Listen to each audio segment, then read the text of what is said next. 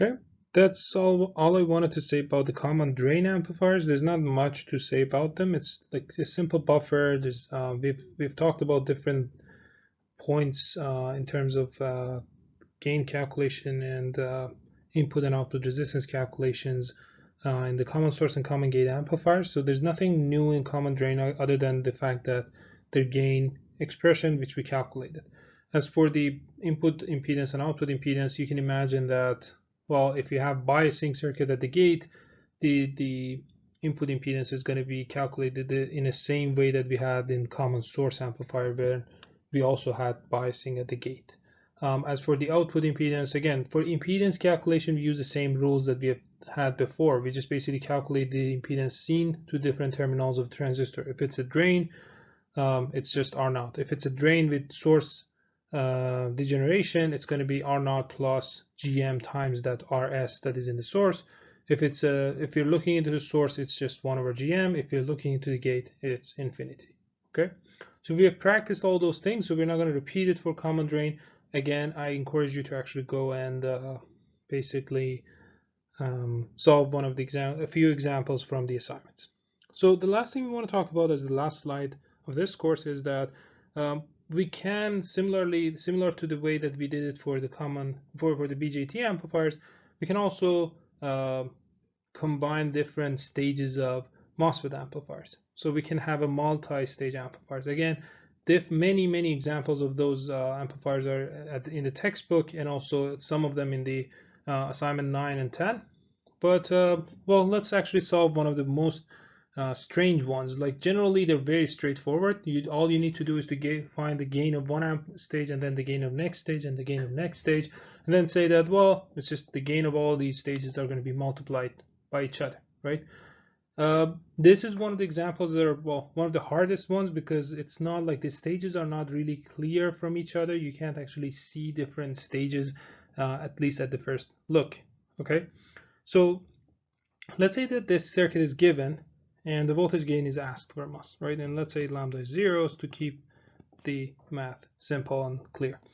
The first thing we want to know is that, again, similar to the previous circuits, is what kind of a amplifier is this, right? When I look at this circuit, I see that, well, input is connected to the gate, but neither drain or source have the output. The output is actually connected to a drain of a different transistor.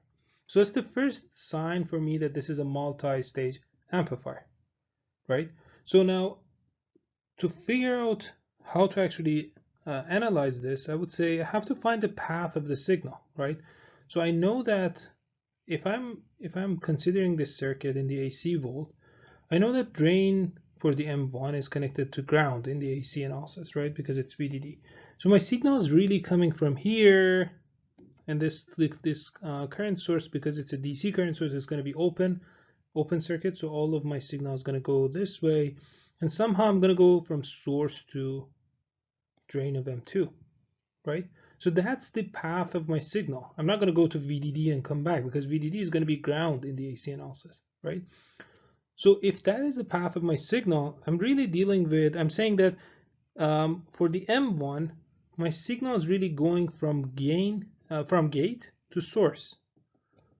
And then for M2, my signal is going from the source of M2 to drain of M2.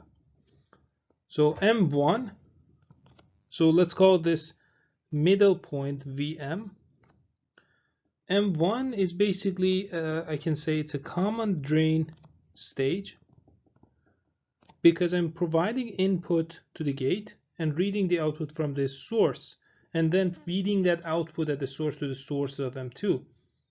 Okay, so drain is not connected to gate or source, so drain is not connected to input or output, therefore it's a common drain stage.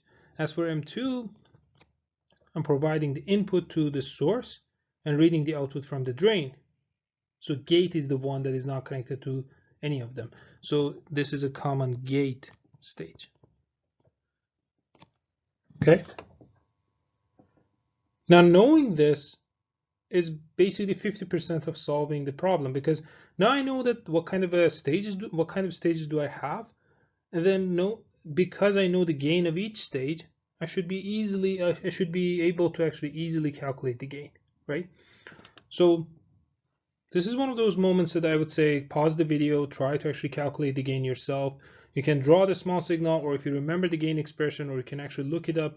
You don't have to draw the small signal. I am not going to draw the small signal and write the gain expression. Okay, pause the video, do it for yourself, and then resume, and then we'll do it together. Okay, I hope that everybody have at least tried it. Let's do it. Let's calculate the gain for this. So the first stage is the common drain stage for the M1. And basically, I know that the gain of a common drain stage gain is equal to GM times RL in parallel with R0 over GM times RL parallel with R0 plus 1. Now, because lambda is 0, R0 is infinity, so I'm just going to have GMRL over GMRL plus 1. Anything in parallel with infinity is going to be that thing, not the infinity. Okay? Now, what is RL? If you look back a couple of slides ago, you see that the RL is the resistance connected to the source of the transistor of interest, so meaning M1, right? So what is connected to the source of M1? Well, basically, what I'm trying to say is that, let me erase all these things. What I'm trying to say is that if I look this way from the M1, like if I'm sitting at the same place that the source of M1 is sitting and looking down, or well, actually in this case, looking to the right, what kind of a resistance do I see? Well, I see this resistance and that resistance.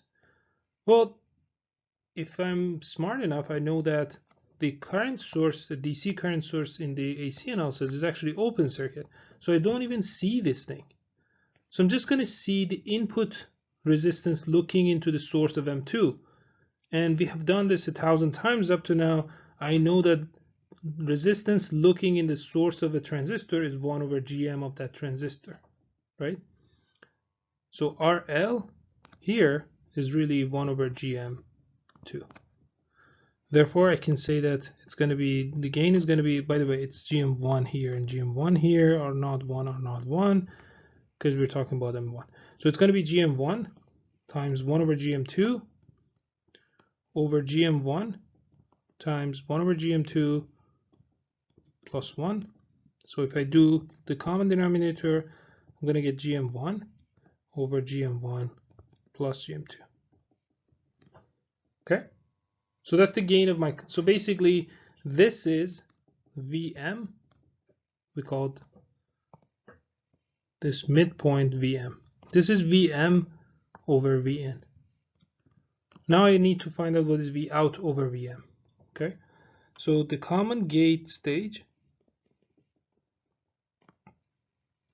gain is, well, for this simple case that input is actually at the source and output is at the drain, was just GMRD, right? So, well, for this case it's GM2RD because M2 is the common gate stage. Therefore, I can say that V out over Vm is equal to GM2 times RD. Now, knowing that I need V out over Vin, I know that V out over Vin is really V out over Vm times Vm over Vn. So it's going to be GM2 RD times GM1 over GM1 plus GM2. Or if I want to write it a little bit cleaner, it's going to be GM1. Oops, pen is acting up. GM1, GM2 over GM1 plus GM2 times RD. Okay. So looking back at it, to summarize what we did, first we looked at our circuit. We looked at where is the V in and where's the V out. We realized that it's not a single stage amplifier because V in and V out were not connected to the terminals of a single transistor. So because it's two different transistors, it's a two-stage amplifier. For the first stage, next we actually figured out what is the path, what is the signal path. So we realized that the signal has to go from here, from the gate of M1 to the source of M1 to the source of M2 and then to the drain of M2 to get to the V out. Okay, so I know that for the first stage I am going from gate to source, therefore it's a common drain stage. And for the second stage I'm going from the source to drain, therefore it is a common gate stage. Once I knew these, then well, I had two options. One, draw the small signal circuit, the full circuit, and then start writing KCLs and KVLs to find out what is the V out over V in. Or number two was actually, well, knowing that I have a common drain and a common gate stage and defining VM as the midpoint, I knew that my V out over V in is going to be just V out over VM times VM over Vn. So if I find the gain of each stage separately, I can multiply them in the end.